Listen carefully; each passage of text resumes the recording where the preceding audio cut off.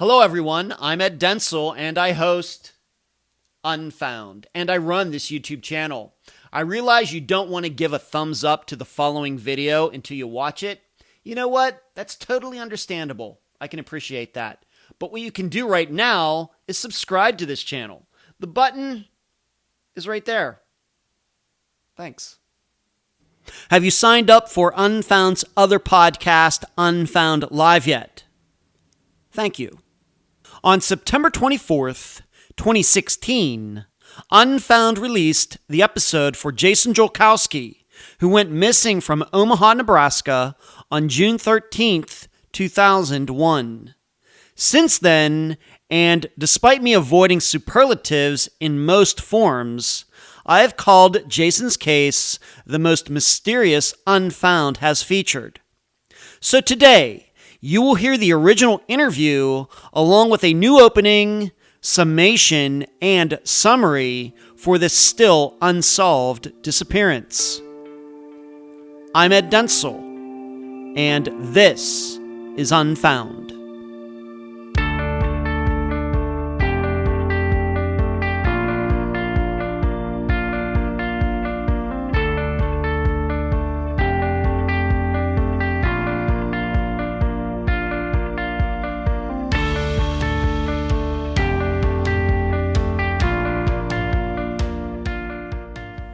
So then, the big question. What, in my opinion, makes Jason's disappearance the most mysterious? The hardest to understand? The one where answers are not easily forthcoming? Or to put it another way, why does Jason's case get that title and not Joshua Guimond's, or Audrey Herron's, or Craig Freer's, or Jennifer Perry's, and many others which I'm sure you might select if you were running your own podcast? For me, I first, and most importantly, look at Jason himself. No turbulent relationships, no addictions, no enemies, no mental issues, no allegations that he was suicidal, no proof he was hiding something from anyone. A large guy who wouldn't, at least from the outside, make a likely victim. Then I look at the circumstances. His own neighborhood, daytime, no bodies of water nearby, a short walk. He really wanted to go to work. Really, if you're to analyze all those points and compare them to the other 270 cases Unfound has covered, you'll see how unique Jason's disappearance is, despite it generally falling into the category of a walk-off. And now a new 2022 summary of this disappearance. It's brought to you by my friend Megan Linez's website, charleyproject.org. Jason Jolkowski had what we might call that stereotypical Midwestern type of life. Parents married, a younger brother, his high school within walking distance, a love for the Chicago Cubs. Seriously, as apple pie and Chevrolet as it can get. But there were difficulties for Jason. The most well-known one was that he had a learning disability that could cause him to not understand the context of certain conversations, and he might be too likely to trust people for the wrong reasons. Yet, this did not get in the way of Jason being a very popular DJ at his college's radio station. So, on June 13th, 2001, Jason was home with his brother when Jason got called into work. He was not on the schedule. The problem was that his car was in the shop due to a recent hailstorm.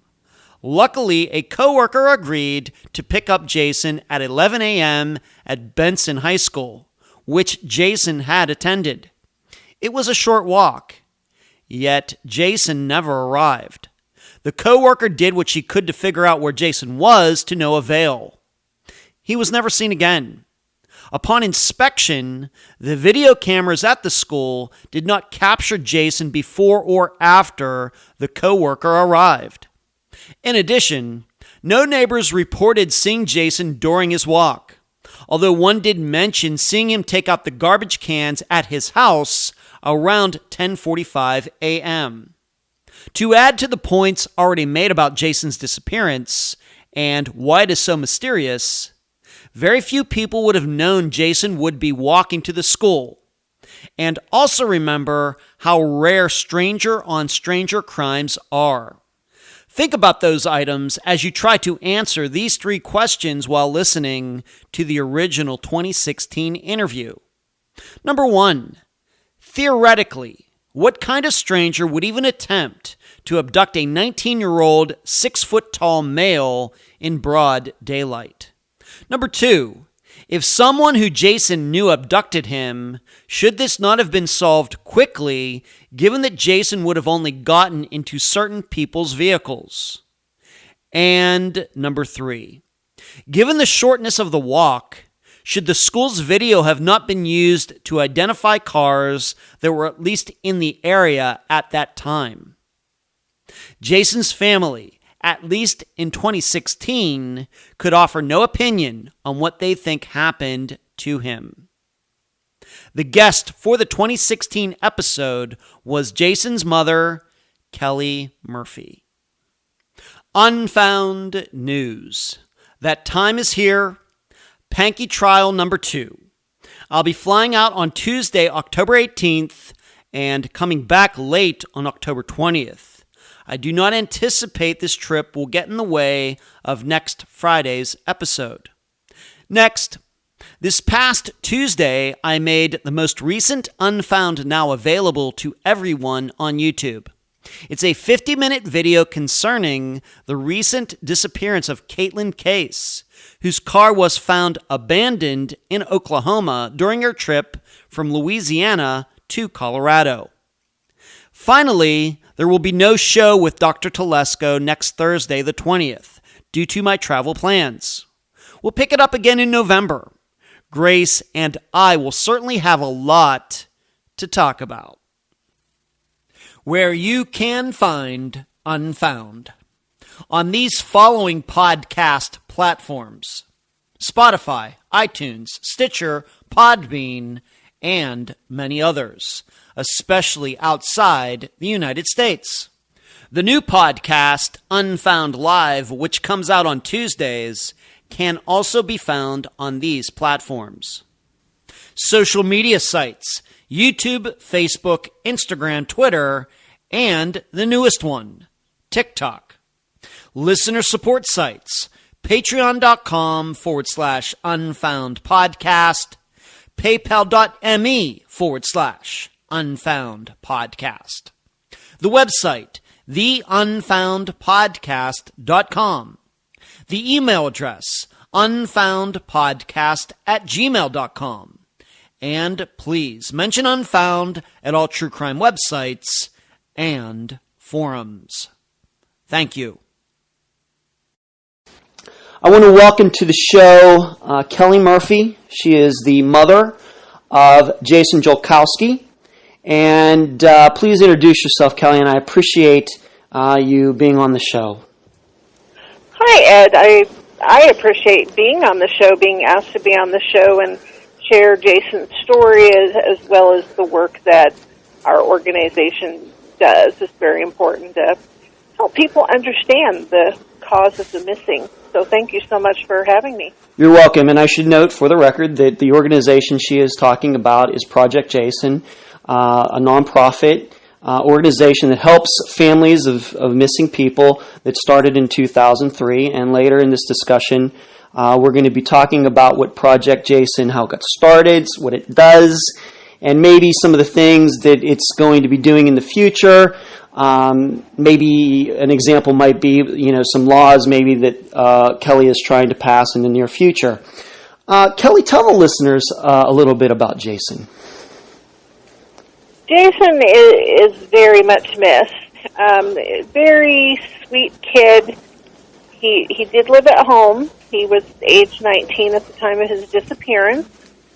And, no one could have possibly disliked him in any way, shape, or form. Just, he was the kid that you just never had any problems with, because normally when young men turn age 13, things happen. Yes. Things can be unpleasant, kind of difficult, rocky times, but Jason was always such a good kid and really rarely caused any problems at all. And, people would say, well, he probably did a lot of things that you don't think, smoking, drinking, maybe dipping into drugs, that kind of thing. And it's like, I understand where you're coming from, because typical kid at that age is going to be doing some or all of those things, or at least experimenting, but I just don't think that's where Jason was. He was very involved with his family, love of family.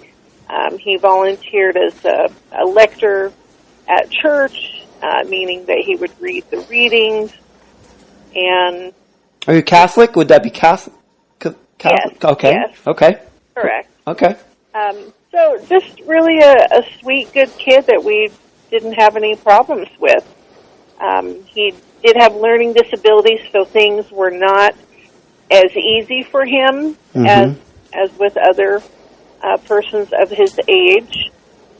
In high school, he was bullied because people didn't understand what was wrong. They didn't understand the way that he learned and processed. And, it took a long time for him to get his driver's license, because learning to drive with multiple input to the brain was not an easy thing.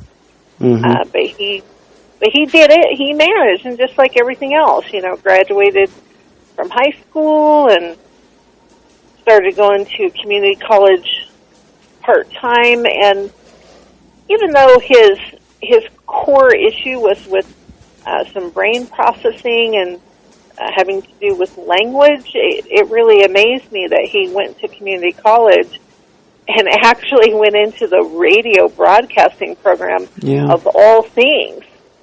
Yeah, I listened to that recording of his, and I'm telling you, as a person who has devoted the last 15 years of his life to, entertainment and being in front of people speaking and things like that, I would have never guessed. I mean, he was so good. I mean, definitely had a talent in that area, and I want you to know that. Thank you. He does. So, he started on the radio program and learning how to do that, and he kind of got his own persona, because for the community college, they had their own radio station, and so that was a part of taking that curriculum, was that you were a DJ. And boy, did he make some snafus when he first started. There was one of the first nights that he was on his own, and we were at home listening, and all of a sudden there was this horrible silence. On, and we're sitting there thinking, what is going on? There must be a button you're not pushing or something. And so finally he figured out whatever it was. And it was kind of funny. Before he got an audience, he would have his little brother call in and, be a listener. And but pretty soon he didn't have to do that, because he actually got a following. And to hear him do his radio persona, it didn't even sound like him. And he just did a really good job. It was just so surprising, because to listen to him in that role, you would never, ever even imagine that he had a learning disability having to do with language. I would know. Truly amazing. I agree with you. Once again, as a writer who uses words, I'm with you that no, can never tell. No, never. And there was another thing that was amazing about him, is he was like a walking sports trivia dictionary of sorts. I mean, you could say, who won the World Series in 1953, and he would know the answer. It was really, really amazing. So that was something that, had his career continued, that he wanted to delve into more into the sports aspect of things. But unfortunately, that didn't get to happen. I want to ask you a question about this. If I would meet Jason and talk to him, and I talk to him about baseball, for example, Sure. Would I necessarily know that? I mean, how would his mental deficiency manifest itself if I was talking to him just in casual conversation? I run into him at the grocery store. Would I have any idea? So if we're talking to him and you were outside and maybe there was noise of traffic or dogs or ambulance go by or other things, then you have multiple input. And, so he would have to deal with whatever that was. And even if there wasn't multiple input, if you were in a quiet room talking, there was still a lot of processing because people don't realize and think about that sort of issue because we don't have that processing type of issue. So if you think about it, you're listening to someone talk, you have to process the words. You have to process the meaning. What are they saying? Are they asking me a question? And then in your mind, then you have to come up with, what do I say back? So that wasn't an easy thing. So there could be a pause before he would answer, or he could, potentially need to ask you to repeat a part of what you said. Okay. And so you think that he was probably going to go into maybe the broadcast field or something. That was where his interest really lay? Sports broadcasting. Yes, absolutely. Okay. Let's move on a little bit to the day that he disappeared. The first question I would have for you is, at what point in the day did you know that something, was wrong? Well, I was at work. I believe at that time I worked until 6 p.m. And his father, I think he got off maybe like around 4. But I didn't know until sometime later in the afternoon, because I don't think his father knew either for a while that something was wrong. And I got a call asking if I had heard from him. And, it's kind of like, well, why would I have heard from him? That wouldn't be normal because I'm at work. And I didn't have the kind of job where I could, freely take or make calls. So that's, when I first found out something was going on, that, this whole story about him getting called into work. And of course, I knew, obviously, the rest of the story, that his car was in the shop. And, he let him know he didn't have a ride because both of his parents were at work. And if they really needed him to come, someone was going to have to come get him because it was too far to walk. Had he ever been picked up for work before? Was this a first-time thing? Been picked up? Yes. Did he? I guess he usually drove to work?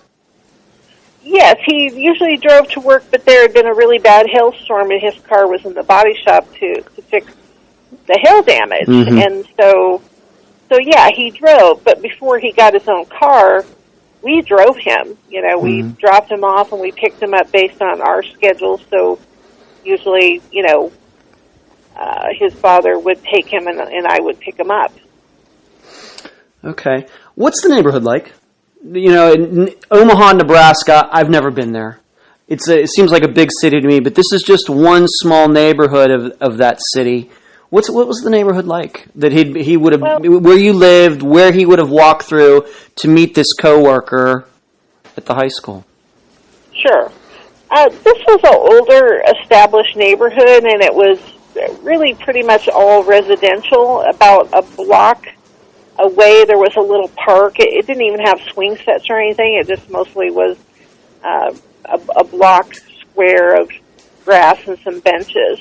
And it was the type of neighborhood that there could be some radical differences. So, for example, the block that we lived on and even several blocks around us, was older established homes, but taken care of and no issues with neighbors. But if you went maybe 3, 4, 5 blocks in each direction, you would run into pockets of areas where it was in decline. And then also probably, maybe a mile away, you got into, I suppose, what some would consider kind of area manifested by gangs. Okay. So not a good area of town. So it's kind of on the border of that part of town that was not so nice. But he wouldn't have, the path that he would take from your house to the school, fairly safe? Oh, yes. Okay. So that whole route, they're really, I mean, maybe there's a couple of houses kind of in decline on that whole route, but for the most part, I mean, even to this day, if I was back there, I would feel comfortable walking that route. I probably wouldn't want to do it in the dark, but as far as during the day, yeah, I would be comfortable doing it. And is that the high school that Jason went to? Yes, Benson High School. Okay, and so did he walk to school while he was in high school? I'm going to guess it wasn't that far. Did he walk? So this was a walk that he had done many times over. Oh, absolutely. Okay. Knew by heart. No problems at all. Probably knew every little shortcut there, but it was almost a straight shot, though, because once you walked that block and a half to that little park and you turned onto that street, it was a straight shot and then a half a block, to the actual parking lot.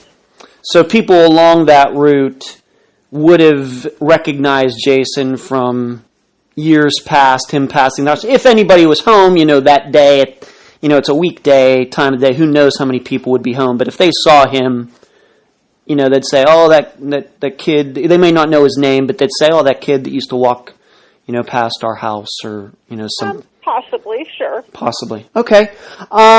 The coworker, and I know that, I've read, several places, coworker's been investigated, completely cleared. I just have a question. When I guess I'm going to guess that they were supposed to meet at about 11 a.m. He left at he was last seen about 10:45.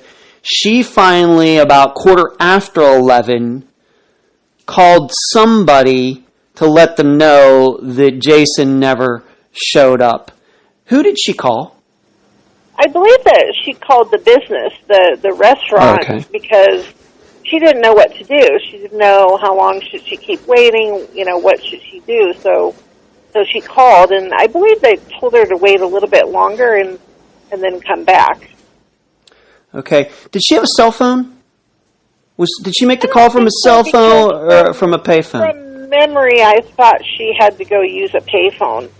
There was a little gas station kind of catty-cornered to the school, and I think that she went over there. Okay. The reason I ask is because I was trying to explore the possibility that maybe he was late, he got waylaid somehow, and being that it's 2001, and I know that I was 31 years old at the time, I didn't own a cell phone at the time, and so I was thinking, did this woman, or maybe it's a young woman, I have no idea what her name is, how old she is, but maybe she didn't have a cell phone either. She has to go somewhere, and could it have been when she left to go make that phone call that Jason then showed up? And he's like, well she's not there, and then he just says, oh, what am I going to do? Well, I don't think so, because they did check out all the camera feeds, and, that school had quite a few cameras all over it. Mm-hmm. And even there was a junior high in the building right next to it, which was actually on that street that he walked up. And so none of those camera feeds and watching the video, did they see him at all? So what that tells us is that he just simply did not get to the property. Because out of all those cameras, had he come and she wasn't there, it would have picked him up. Right. I don't believe he ever made it to the property. Did she know where you lived? Did she know where Jason lived? I don't think so, because from the story that I got was that, she or someone at the restaurant asked for exact directions. Mm-hmm. And, being that the school was that close, he said, hey, don't worry about it. I'll just walk there and meet you there, because that's a lot easier to find the school than a specific house. Right.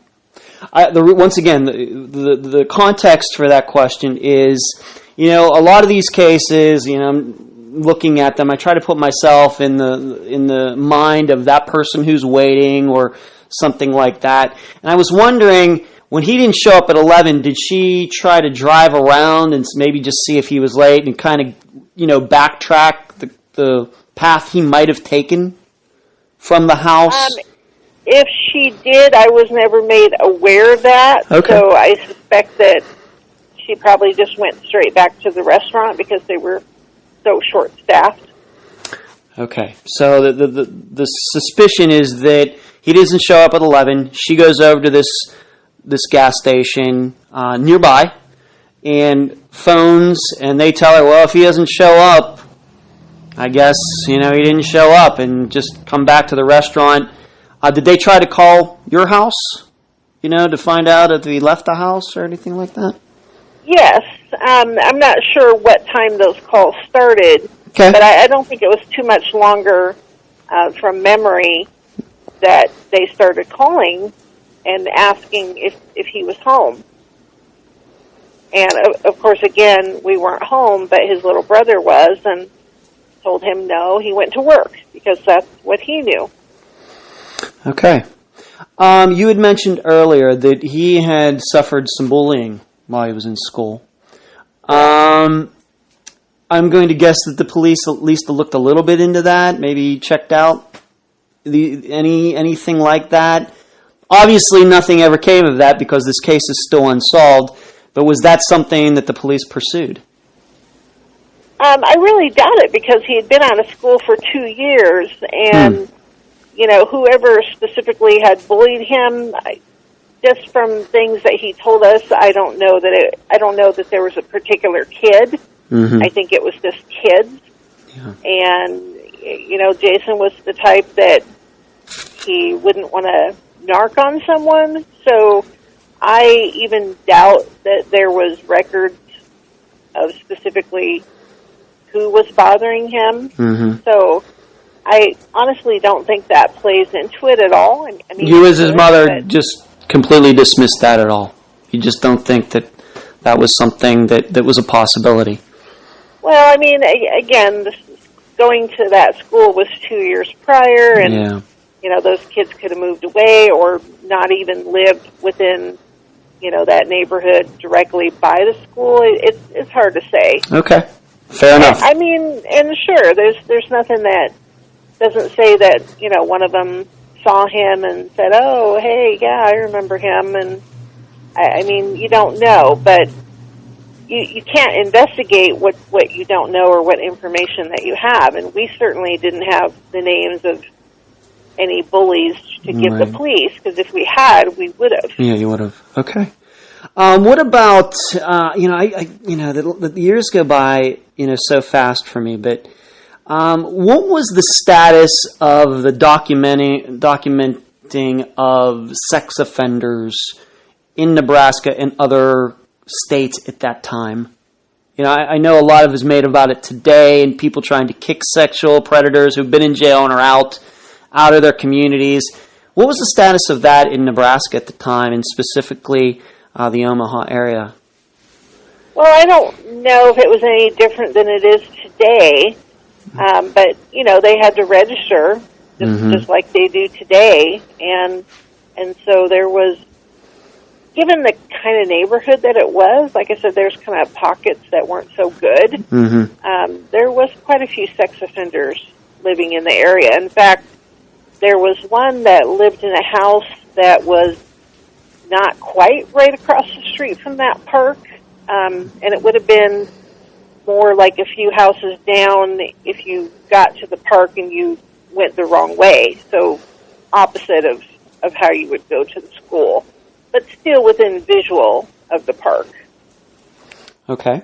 And since then, it's been 15 years. Have the police, once again, no names are needed here, have there been suspects that the police have investigated and cleared, or is it one of those situations where, they have a suspicion that, nobody's been included, nobody's been excluded? Or is this... Well, there's really no strong suspects, nor was there ever. At the time, And even sometime later, when I learned that sex offenders weren't necessarily going after little girls, let's say, as an example, that sex offenders would have a different, each sex offender might have a different, type of victim that they would go after. Right. And it wasn't necessarily, cute little girls. It could be anyone. Yes. But at any rate, they did check out sex offenders in the area and also looked into that years later as well. There was a person at Jason's previous job who was a older male who tended to befriend and invite to his home young males, and they checked him out and didn't find anything suspicious with him. It was just someone that they had talked to in interviewing people who had something to do, in Jason's life. So, again, there was never, ever has there been a person of interest at all. I mean, everyone that even had the slightest little bit to do with Jason was definitely ruled out, like people at the restaurant, for example. Right. What was interesting to me the first time we talked is something that you just said, is that, a mother's intuition. And I just want to give you an example, maybe from my life, that, if something would have happened to me like this and, at the same age and everything, I think that my mother, and, maybe because I maybe tended to be a little bit more of a polarizing guy, maybe to this day that might even be the truth, that my mother would have been said, you know what, you need to check out this person and that person and this person. This isn't the case with you. You are, to this day, you've told me that, you just can't put your finger on anything. No, and quite honestly, nobody else can either. So it's not just me. There was a veteran cop, a detective, who was involved in the case at the beginning, and he'd been with the Omaha Police Department for 30 years. That's a long time. Yeah.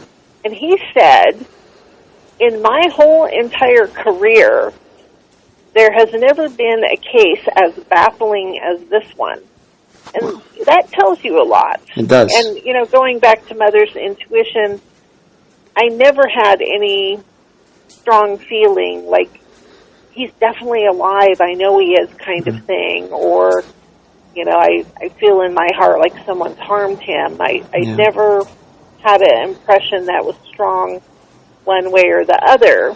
And in thinking about that, it's like, is that a way to protect myself? Because whichever the answer is, whether the answer is he's not with us or he is, it puts me in the middle. And so I feel like when you're in the middle, whichever way the answer goes, you're partway there. Instead of, and I've seen it happen with families who feel, 100% conviction that their loved one is alive, and when they found out they weren't, they had an awful long way to go to recover and to have some acceptance of what happened. So, in your work with Project Jason, do you find a lot of families feel the same way that you do? A lot of them just can't put their finger on what happened, and like the kind of feelings that you expressed, right here? Yes, there is, but the thing is, in all the cases that we worked with, is that there are not so many that are like ours, that are just downright so 100% mysterious, you have no idea. Most of them, the families know something. Yeah. Like there's a suspicion of the ex-boyfriend, or there's a suspicion of, these kids the person hung around with, or this person or that person. There's some kind of a logical trail or leads or theory, and so they have somewhere to go with their thought process of, I feel like my loved one is not with us, whereas in these cases they're just so mysterious. I'm sure that most of them do feel like me, but that varies per person. It really does. Yeah, you don't run into too many cases where, and let's put on the record that Jason was not a small guy. 6'1", 160, 170 pounds, the statistics I've seen on him. Not exactly a candidate for being, attacked or anything like that. I mean, you talked about, most sexual predators, you think they go after little girls. Well, maybe they might stay away from 6'1" guys too. The last thing they need is, some sort of fight. So that also has, I think, another complexity to this, on top of the fact that it happened at, 11 a.m. in the morning. But then to point out, though, that just because someone is a bigger person doesn't protect them, because in Jason's case, he had such a sweet demeanor, and I don't think he could think ill of most people, and perhaps was somewhat gullible. And so, he wouldn't be the type to want to fight anyone. But I guess the question I asked, though, but the person wouldn't know that beforehand. They wouldn't. Well, no. They wouldn't necessarily say, "Well, I know that." And once again, unless the person knew him. Unless. Correct. Okay. And then, as I mentioned to you on the other call, it's like, it doesn't matter if you're the strongest person in the whole world. Right. If somebody's pointing a gun at you, right, it doesn't matter. That's true. And of course, we don't know that anything like that happened, but right. It would just then it would just end up being some sort of horrible wrong place, wrong time type of thing. Well, and I guess I just like to point out, because people jump to conclusions that it's like, well, he was a young adult male and 6'1" and 190, so nothing bad could have possibly happened to him. But again, that's not true. We don't really know that, and just because someone's big and maybe strong too, it doesn't really mean a darn thing. Bad things can happen to anyone, no matter who they are or what their physique is. True enough. And one more thing before we move on to all the great work that you've been doing at Project Jason. There's a name that came up, and it was I mentioned it before, Sam Shepard. You don't believe his disappearance had anything to do with Jason's. There's no proof that it does. Let's put it that way. There's somebody that disappeared from the same neighborhood around the same time. Correct. Yeah, there's really nothing known. Of course, unfortunately, there's not very much known about this young man either, which is very sad. But no, I had asked several times for them to look into, is there any connection whatsoever, and they couldn't come to any conclusion that there was. But you know what? Unless we know the answers about what happened to both of these young men, none of us know. Right. Really. Right. Okay, I just wanted to get that on the record, because Well, I know some people had talked about that, but I just wanted to hear you say it, because you can tell the listeners your opinion on it. Let's move on. And another thing that sure, we please. should probably just mention real quick is that over the years, toward the beginning, they did a thorough investigation of anyone who ever knew him and questioned and all that, and then they actually redid that whole talk to everybody scenario 2 times over the course of all the years, to just make sure, are their stories the same? Is there something different coming out as far as information goes? And unfortunately, nothing new surfaced. Nothing. And so those people, were still cleared as far as any suspicion whatsoever. Once again, I said this before. One more thing. Were you happy with the way the police... Do you think the police did everything they could at the time to investigate this? Well, at the time that he disappeared, the initial disappearance, absolutely not. Okay. Because this happens with a lot of people that disappear, is there's an assumption they ran away, or there's an assumption of, hey, they just want to get away for a while, they'll be back. Right. And so there's no action taking during the critical hours and days that follow the disappearance, and once those hours and days pass, a lot of times you just simply can't get back that information. So let's say, for example, that you were in those walks on the way to school, you lived in one of those houses, and you were washing the dishes, looking out your kitchen window, you could see the street, and Jason walked by, and then a van came along, and he got in the van. But see, weeks and weeks later, are you even going to remember that? Because it didn't have relevance. Yeah. But if someone talked to you, 2 days later and said, hey, did you see anything unusual? Have you seen this young man, and show a picture, then someone would remember. But they're not going to remember weeks and potentially months later. Now, over the course of that first 10 days, we were being interviewed, and, they were learning about Jason through us. And, I think that they then had a realization something is not right here. It's just not. Media got involved, and then things started to move. So, 10 days later, 2 weeks later, they did do eventually everything that I feel they could have done. But the problem was that first 10 days that you can't get back. Now, am I bitter? No. I understand it, because I understand the numbers. The sheer numbers of missing persons, especially in a larger city.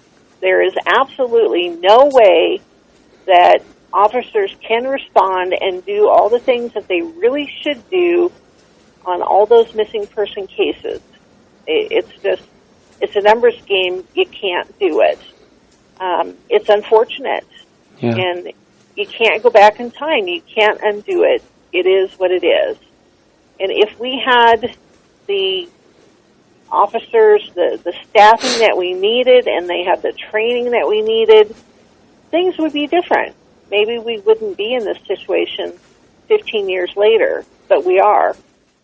So you're saying it took some days before that neighborhood, that area between your house and the high school specifically, those people really found out that somebody had disappeared in that area at that time? Correct. It was 10 days before media. Wow. And then the police started taking action, and they did a walking search, not a dog search, but a community volunteer walking search where they walked from the house to the job and went down alleys and, kind of poked around if there was, a building, a structure of some sort, like a storage building, kind of poked around what they could legally, looking for any kind of evidence whatsoever, and, didn't find a thing. Do you put a lot of faith in dogs? For the sense and... When I later learned about search and rescue dogs, because I didn't know a thing about them at that time, I always wished that had I known what I knew later on, and I could go back to that day, which I can't, I would have tried to do everything that I could to get some search and rescue dogs to pick up a trail to figure out, where does the trail end? Does that give us some clues? But you can't go back. Right. And that was my September 2016 interview with Kelly Murphy, mother of Jason Jolkowski and creator of Project Jason, a now defunct website devoted to missing persons cases. I thank Kelly for that interview, way back when nobody knew who I was. Within the last couple of years, I made a map analysis video of the route Jason would have walked that day. I also look at the surrounding area and where Jason could have gone if an abduction was not the cause of his disappearance. It's on the Unfound Podcast Channel on YouTube. Please use it as a supplemental to this episode. Before I get too deep into this new 2022 summation, I want to cover something that came up with Kelly in the interview, and that is the disappearance of Sam Sherman, a young man who also went missing in Omaha during 2001. And Sam did not live that far away from Benson High School. Well, a listener maybe 3 years ago was able to solve Sam's disappearance. Sam is alive and well, married with a child, I think. This listener was able to determine that Sherman was not Sam's last name, but his middle name. From that, the listener worked the databases until he found out Sam's real last name. From that, he found Sam's Facebook page. Sam responded to the listener's message. It turned out that yes, Sam had gone missing for a few days back in 2001, but quickly showed up again, and his name was never taken off of NAMUS. Sam didn't even know he was still considered a missing person in 2019 or 2020. Long story short, Sam's alleged disappearance is surely not connected to Jason's real disappearance at all. I suppose making Jason's even tougher to understand. So then, what to think about Jason's disappearance? What have we all learned over the past 6 years that can be applied to what I've called Unfound's most mysterious case? I default to what I continue to say about disappearances. They are all about people. For Jason, given his learning disability, and I'm surely not even close to an expert on the topic, I'm not sure if he were feeling depressed or despondent or sad about whatever was going on in his life, that Jason would have had the capacity to put together a plan where he would commit suicide and nobody would find him. That sounds complicated. In fact, we know this would be complex for people with even average IQs. In addition, and as much as I hate trying to read missing people's minds, we have to try to determine why Jason would do so on a day where he was supposed to meet someone. Really, if Jason had suicidal thoughts in his head, why offer to go into work at all? You will have to decide the odds of that for yourselves. Likewise, given what I understand about Jason, I don't think he had the ability to formulate a plan in which he would leave his life to start a new one. Not impossible, but surely unlikely. Of course, if someone were to have helped Jason do this, then anything is possible. The problem, ruling out both a suicide and a new life, leaves us with two choices that cannot please any of us. Why? Because a man being picked up right off a street, especially in a safe neighborhood at 11 a.m., is such a rare disappearance scenario that it doesn't even register on the percentages I keep for all the different theories for unfound cases. If Jason were a woman, sure. If Jason were involved in illegal activity, sure. If it were 3 a.m. in a rough part of town, sure. If Jason were an addict, sure. But the Jason Jolkowskis of the world at that age don't disappear in the way it seems Jason might have. We must remember, though, that Jason was unique. He had a learning disability that his own mother said would cause him to trust people a little too much, meaning someone could have lured him into a car. Yet, the only people who would have known Jason had the disability that he did would have been people who knew him, and knew him well enough to know that he could be talked into getting into a car despite having only to walk a half mile. The counterpoint to that might be that pretty much anyone of any intelligence level would get into a car with a known person, no matter if the walk were a half mile or 10 miles. So, I think this is where I am in 2022 regarding Jason's disappearance.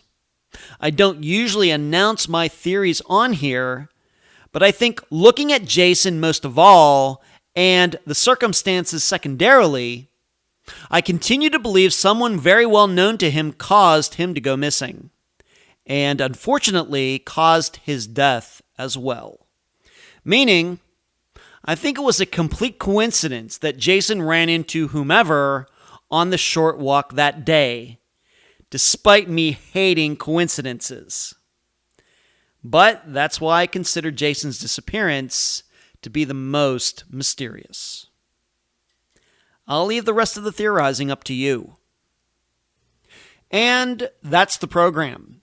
Right now, while you are in your podcast platform, Spotify, YouTube, iTunes, wherever, give Unfound a 5-star review, a thumbs up, whatever that platform allows. I thank you for listening. I'm Ed Densel, and you've just finished this episode of Unfound.